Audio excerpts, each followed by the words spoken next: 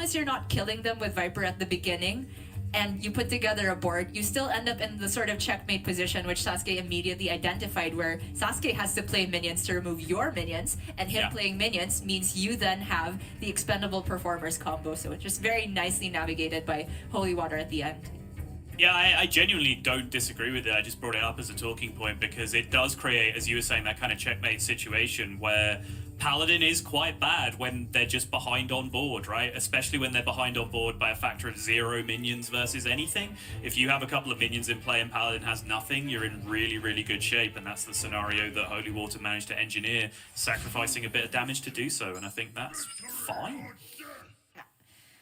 However, he has gotten himself in what I want to say is the hardest matchup of them all. The Miracle Priest into Control Warrior. You do, as the Miracle Priest, have to generate something that's not in your deck to win this. I'm almost certain. I mean, unless the Warrior gets like the most awful draw in history where they don't hit any of the single target removal, which, to be fair, is not an impossibility with Sasuke's build, especially only one Brawl, one Blade Storm, and we could see Holy Water just try and go in with a super early Nazmani and make him have it, and it won't necessarily be there every single time. But the vast majority of the panouts is the Warrior does have that removal, and then it's on the Priest to find some alternate win condition, usually from Draconic Studies. Yes, some alternate win condition, the polite way of saying go fishing for as many Kazaka-san as you can find. Yes, my favorite euphemism. I know I know the UK caster crew have educated you quite heavily on the ways of the euphemism over the years, Gia. You're getting a lot better at it. Thank you. I'm becoming self-aware. Right. Well, in terms of going for that first big push from Holy Water, this is as good of a setup as any, right? He has Palm Reading, Nazmani #1 in hand, which means the other insight is guaranteed to find the other Nazmani. And the Malagos is already in hand. He has Gift of Luminance for the copy effect, and the Malagos is really the only big mana sink in his hand at the moment, so he can for sure play the entire hand, maybe even next turn with the amount of 0 cost spells he has, and refill with Malagos.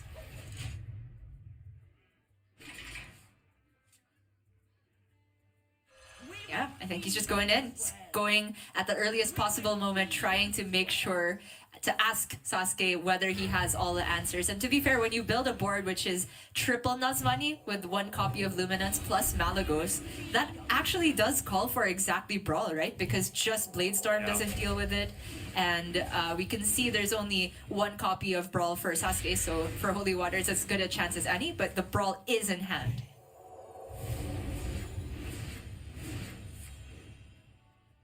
Even then, there is still a great chance with this Malagos coming down if he can still continue to kick off after the fact here, which it looks like he is going to hold on to a Renew costing 0 to do so. This is something you can do if you don't want to run the risk that you're going to find Prayer or Fortitude to continue the chain. You can just keep those cheaper cards in your hand anyway to kick off with.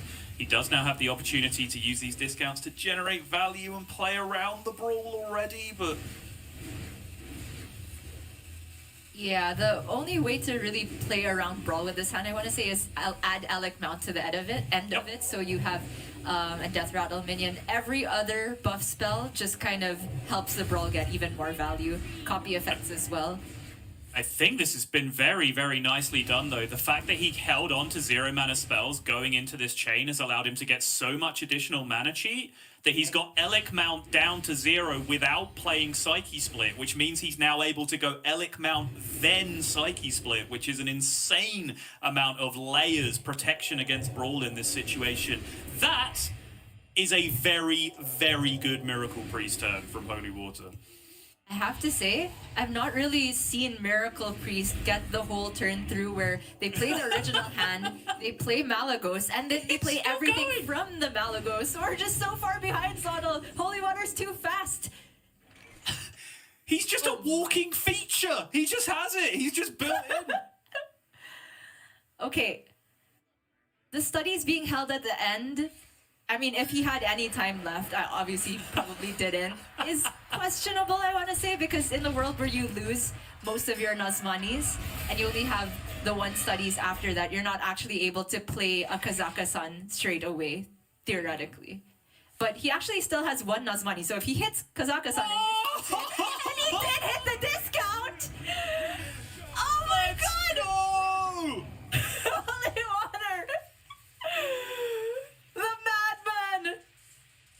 Boombox? I'm trying to get my brain in the right place where we're moving on to the next phase already. I'm sorry, it's so much whiplash. It was such it was such an incredible crash in hype. It was just like super popping up and then it's boombox. I'm sorry. It's the whiplash. Okay, he took an army knife. I don't even know what he took on the first couple ones. Book. See a book, pick a book. And he's just got the board still. Like, the brawl is gone. There's still 2 elephants, a dragon, and a Nazmani. They all walk into a bar, and Sasuke kind of dies. I mean, that's the brawl gone, right? Like, that's the card that deals with this board. It's been used. So now what? No shield shatter either. Okay, shield slam deals with the Kazakhstan. Minefield can potentially engineer a Blade Storm here, but he doesn't have the mana for Blade Storm quite yet, so it's more just to ping off the Nazmani, fair enough, and then Blade Storm probably on the next turn. But now he just has treasures to contend with. And that's Insta-Bubba. Insta-Bubba. 1 ranker in the deck is available, but Holy Water is now all in. He is just trusting in the top decks. This is going to be pressure, pressure, pressure from this point on. Ooh. No! Immediately after the first... Oh, he does have the second buckler, though, still. So he should be okay. That is a pretty effective clear in this spot. The Bless did just create a little bit of difference between the 2 large minions, which is very useful in this spot, essentially accounting for 9 extra damage. And that's just so many resources gone from Sasuke. The whole hand is combo pieces. I guess now he's drawn into a Rancor, but that's not necessarily good against the treasures that Holy Water got. It's good against Bubba. That's a whiff, though. Army Knife, completely useless here.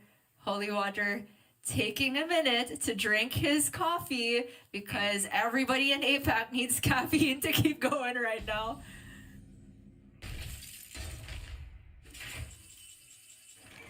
Wow, okay, that's the best draw in the deck in this situation for sure. Okay.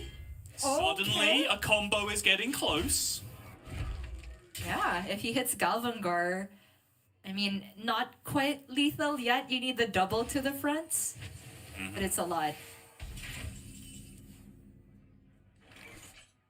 How much board generation did Holy Water actually pick up here? Because without an Annoyatron board, I think he's just losing from this position, right? It's going to be a struggle. Yeah, it's true. I think he only had the Bubba as the other board generation. No.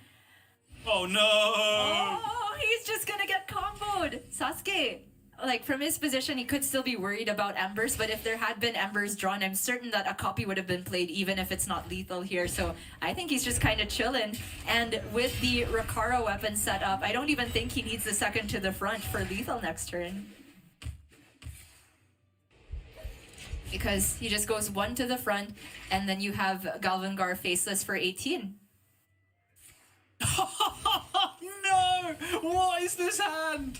That is the worst selection of treasures I have ever seen in my life. I know. You never pick Keldalar. Incidentally, I think Holy Water's just like 2 off or 2 above being dead here with the hero power because Sasuke couldn't fit into the front Galvangar faceless and hero power. But because it takes another turn now, the weapon swing will close it out. But also, didn't Sasuke swing with his 3-attack weapon instead of his 5-attack weapon on the previous turn? Couldn't he have theoretically set that up 1 turn faster anyway and potentially taken outs away from the opponent, right? Because he was exactly 2 off, and he pushed 2 less damage over the course of 2 turns. Which, it makes sense, it's justifiable. It's significantly more damage over 3 turns, but it's just something to point out that it was less over 2. And perhaps if that very next draw was then a Neuer Horn off the top, for example, it might have been something that he'd been ruining over time. True.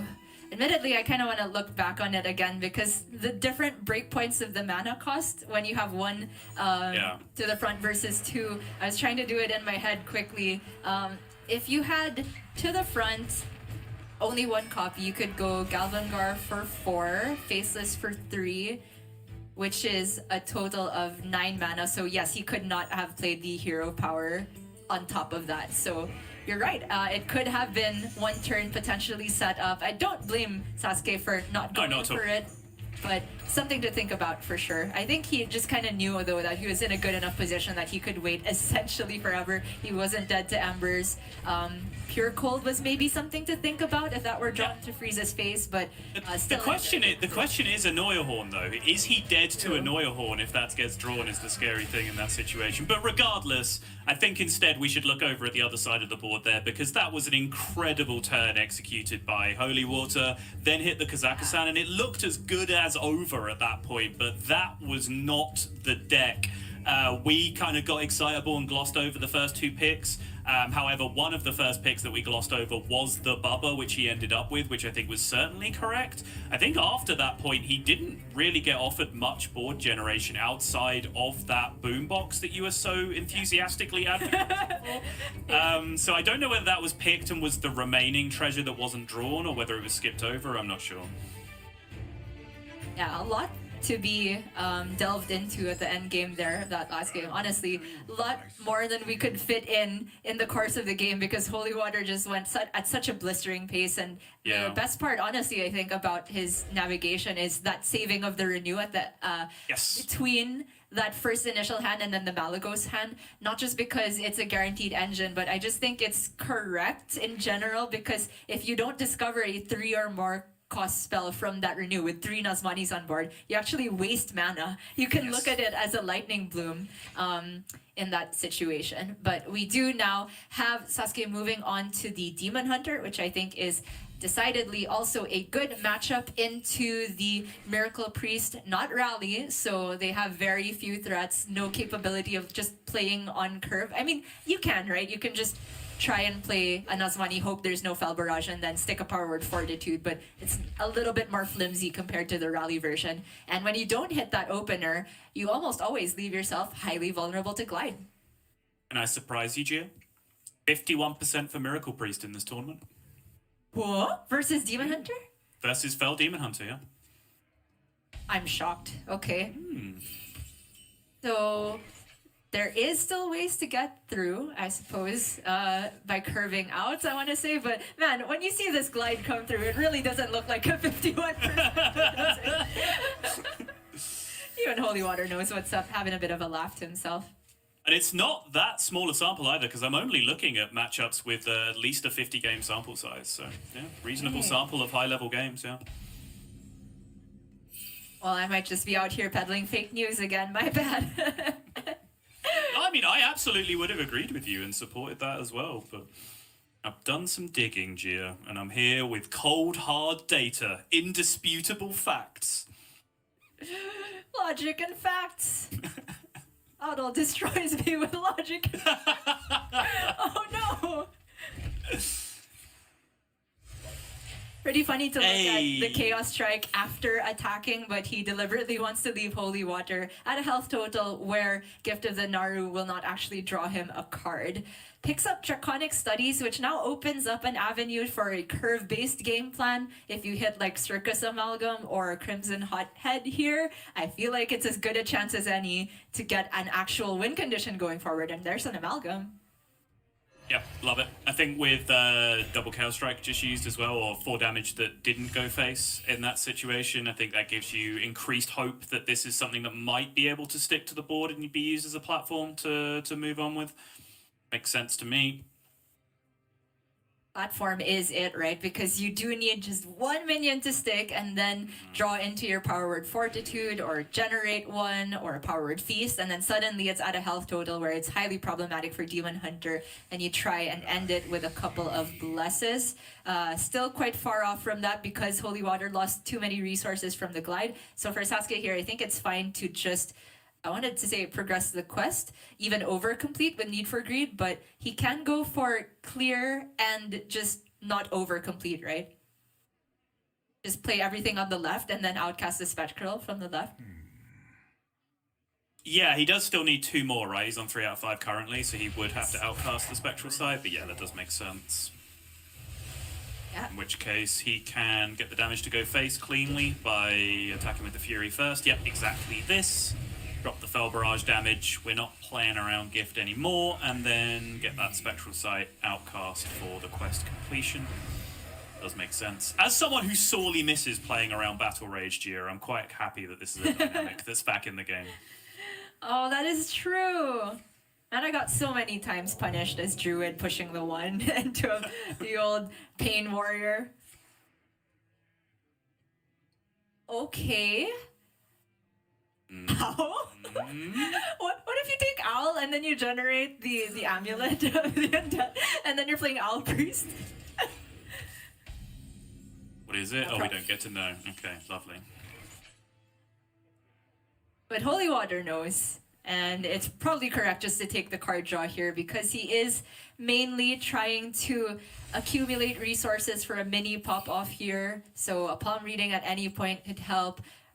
Maybe even just bridge the gap to playing Malygos straight up for 9 mana. Unheard of in Miracle Priest, but if he can do that, and Uchiha Sasuke doesn't necessarily have Kurtrus yet by that point, the Malygos can threaten a lot of damage just as a natural 4/12 blessed target. For sure, yeah.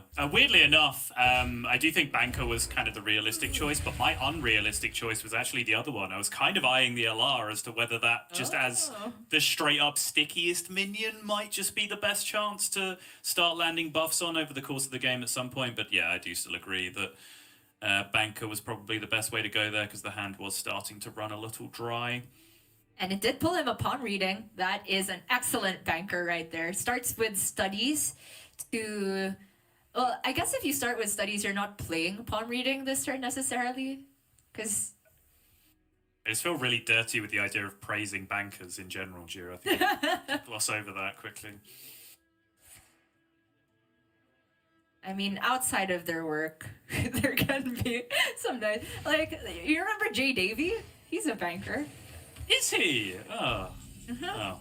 He's gone down in my estimation. I'm kidding, JD. I love you. I love you.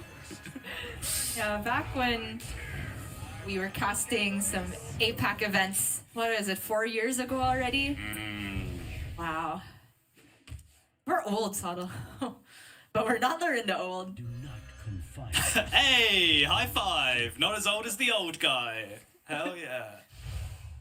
All right, Kurtrus in play for Sasuke, and that means Holy Water is running out of time. Goes with the Shadow Word Devours just to get enough health on the Nozdormu, where it's not really dead on board, but not necessarily safe either, because just the Kurtrus trading in plus the Jace replaying Fell Barrages, I think should be good enough.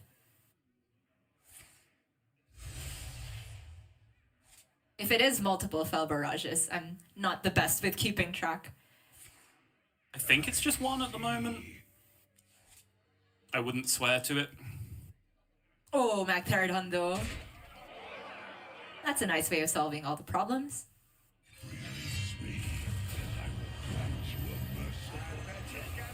Yeah, nice, juicy clear, heal back up to 30, deal with the minion. Holy Water still a full turn away from the Mali here.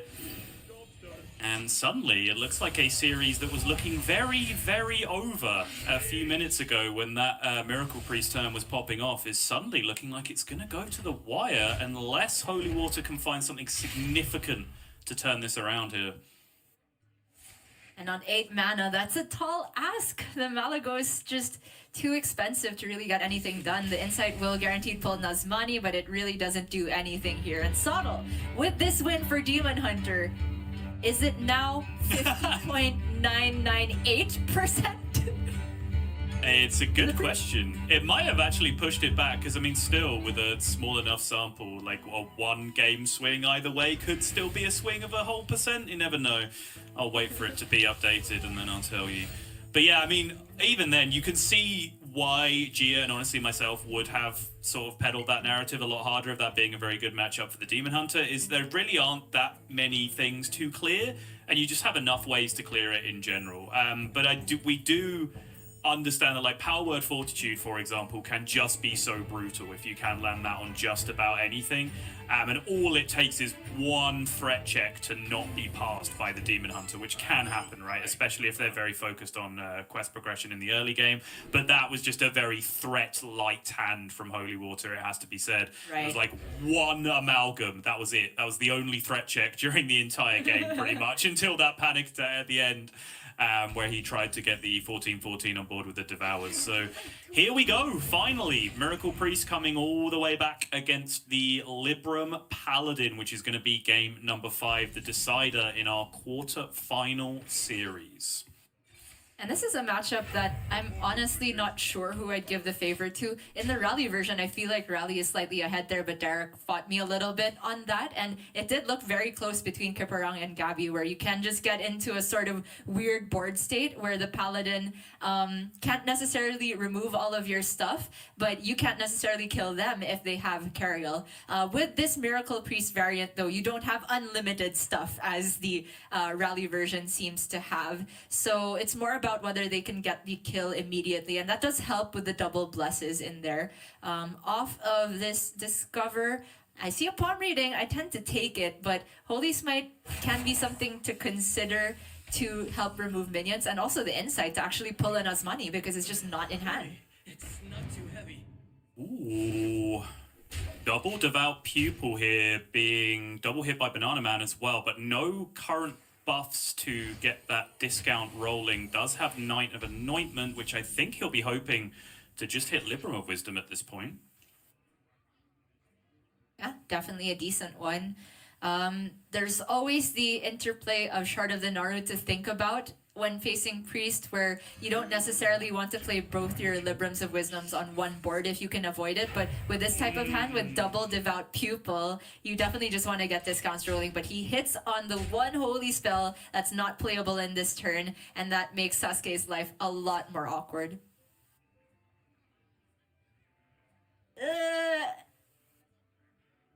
it Flash? Buddies versus Ruin? Really? You want to go Flash here on the spot? Yeah, I mean, probably not good, but I was just thinking of there's problems with the other two of the Draconic Studies. Having two of them in hand means that when you do hit Nazmani, there's 2 more sinks in the hand where you kind of want the Malagos to be a sink. And then the Ruin, obviously face up, not good this turn, but I can definitely see it having utility later on. Yeah. And the Holy Water takes the Studies.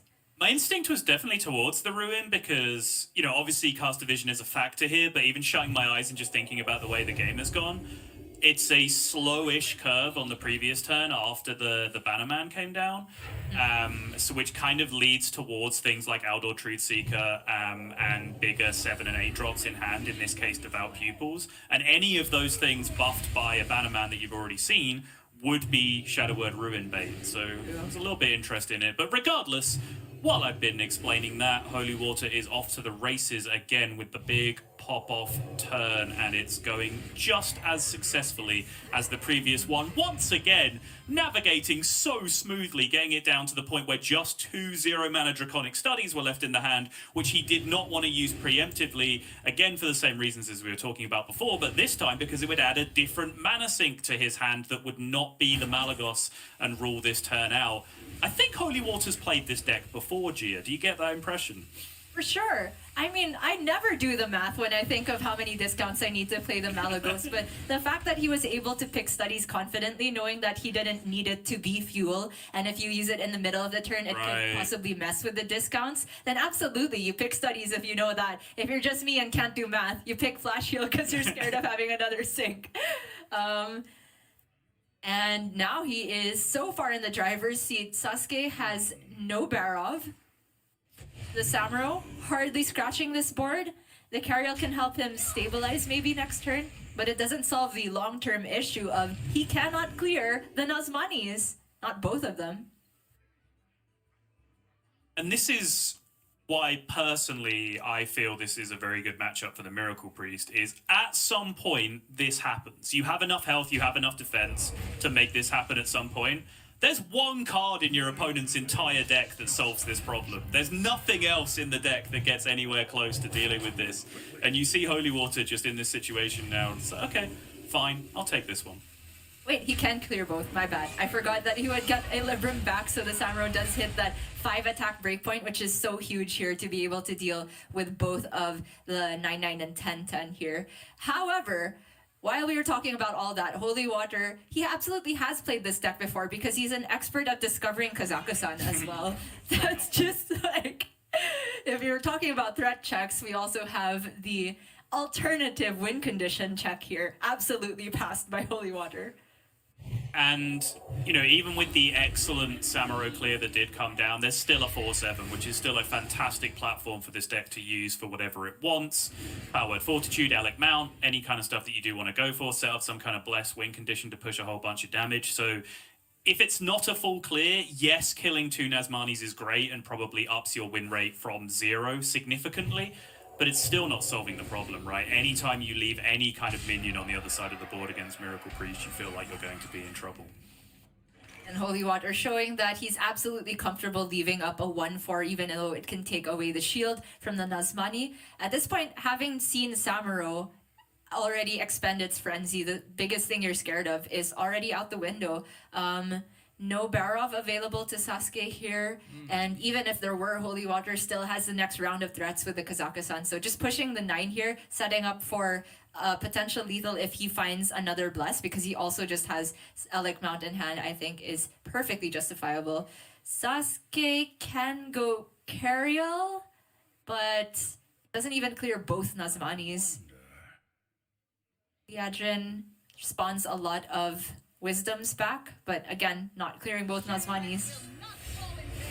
Oh, really? He is going to go Liadrin. I felt like it was still Cariel because, like, taunts, anything else in this situation doesn't really give you any guaranteed defense because of Shard of the Naru on the other side. The only thing that gives you real, reliable defense is that Lightforge Cariel. So I was expecting to see it come down here as a wall, but you can of course get these devout pupils down and make the aggressive board on the other side, which, you know, even if the silence does come out here, which you're probably expecting to see more often than not, you still aren't necessarily dead in this situation based on the bless already being used on the previous turns. With this shard for Holy Water, I think there are lethal outs here. If he hits another bless or generates one, he can take 1 Nazmani up to, well, 12 with the Alec Mount and then 14 attack with the Bless. So plus Malagos would represent lethal and the 1-1, but no Bless, so going for Kazakhstan instead. Fair enough. If he hits a minion from Kazakhstan, he could actually insight it out. Yes, very true. And corrupt it as well, so it'd be even cheaper. Bubba, for example. Beastly Beauty, but it's not great here, is it? Puzzle box, okay. Oh, Krusty. Krusty's good. Krusty's great. These are all reactive options, not quite individual threats on their own. So if Sasuke manages to find Barov, we could still have a game on our hands. Yeah, for sure. I think this is the right amount of respect being made towards trades here. Divine Shield just taking the juicy value trade. I think everything else has to get shit-faced. Just use Krusty to take care of the 4-5. This all makes sense to me. And that is not a Barov. But there's still Hand of a Doll, chance to pull it. 16 cards in deck, not especially likely, but obviously nothing else is quite getting the job done here. If he plays Cariel, can he stay alive? You're looking at 5 from Malagos, 3 from 1 Nazmani, 4 from Kazakhstan, and then 4 from Krusty. 4, 4, 5, 3. Sorry, my Cariel math is so slow. 16? 16? 16, yeah, yes. He could actually stay alive just playing Cariel. That's correct, yeah. Which is crazy to me. There's so much damage on board. I was just letting you roll with it because I hate when I start counting and then like whoever I'm casting with also starts counting from a different point and you're both just saying different numbers and get entirely lost. But I didn't realize you were going to make a huge mess of it. Sorry, I would have helped. Sorry. I mean, almost every other like common breakpoint of math that we have to think about in Hearthstone, I have some sort of cheat for it. Like just memorizing that 2 Arcanists and a Morg is going to deal 36, that type of thing. I'm sorry, I even got that wrong. It's like 2 Morgs and an Arcanist. But Cariel, there's just no way to do it easily. You can't even add up everything and then have it because it rounds up on the odd number breakpoint. Yes, exactly. Still smart for Sasuke to go with this instead of the Libram of Hope, I think, because obviously there's cards in hand that could still be natural ways of dealing with that. He's just seen Krusty as well. He knows that there could be more ways to draw the other Krusty, which in fact there is with Horn of Rathian in Holy Water's hand. So I think going with the Cariel, as I was talking about before, it's just more security than any taunt would be against this deck. So I like the choice, but the problem is just getting much, much worse turn by turn. Uses to commit the Holy Book, which I initially thought was unnecessary because from Holy Water's perspective, the only thing that really stops him here is a Barov, and so committing another thing into a Barov maybe is questionable, but it does have Divine Shield, and there's also still an Elephant under the Nazmani, right? So I think it's enough layers that he's fine to commit even more pressure. And Sasuke's still searching for Barov. Doesn't I saw the 3! I saw the 3 come off the top! And even if he gets Barov from this one, he can't broom it out. But the Barov, too shy in the bottom 12. No way out of this one. Immovable Object is not enough. And Holy Water advances through to the top 4.